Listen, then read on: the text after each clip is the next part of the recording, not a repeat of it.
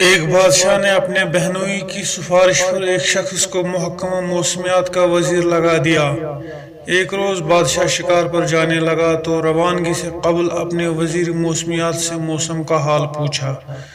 وزیر نے کہا موسم بہت اچھا ہے اور اگلے کئی روز تک اسی طرح رہے گا، بارش وغیرہ کا قطعاً کوئی امکان نہیں۔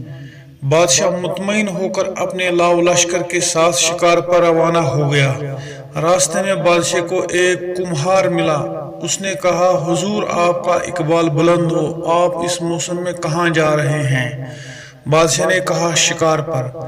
کمہار کہنے لگا حضور موسم کچھ ہی دیر بعد خراب ہو جائے اور بارش کے امکانات بہت زیادہ ہیں۔ بادشاہ نے کہا اے او برتن بنا کر گدھے پر لادنے والے، تو کیا جانے موسم کا حال؟ میرے وزیر نے بتایا ہے کہ موسم نہایت خوشگوار ہے اور شکار کے لیے بہت موزوں ہے، اور تم کہہ رہے ہو کہ بارش ہونے والی ہے۔ پھر بادشاہ نے ایک سپاہی کو حکم دیا کہ اس بے پر کی چھوڑنے والے کمہار کو 2 جوتے مارے جائیں۔ بادشاہ کے حکم پر فوری عمل ہوا اور کمہار کو 2 جوتے نقد مار کر بادشاہ شکار کے لیے جنگل میں داخل ہو گیا۔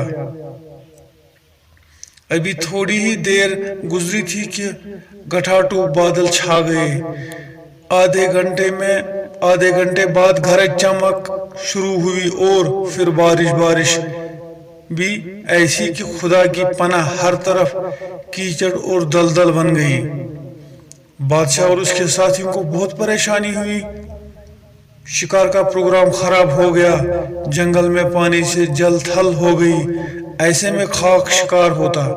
بادشاہ نے واپسی کا سفر شروع کیا اور برے حال میں واپس محل پہنچا۔ واپس آ کر اس نے 2 کام کیے۔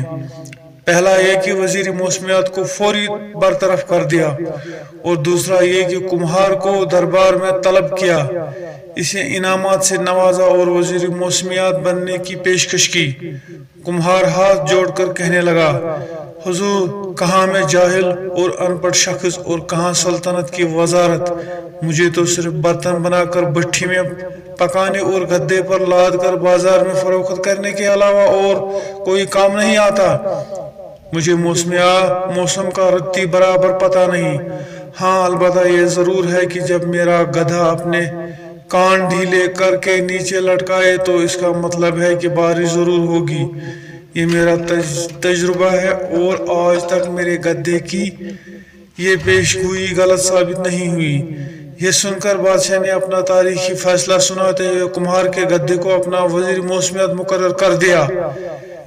مورخ کا کہنا ہے کہ گدھوں کو وزیر بنانے کی ابتدا اس واقعے کے بعد تب سے ہوئی۔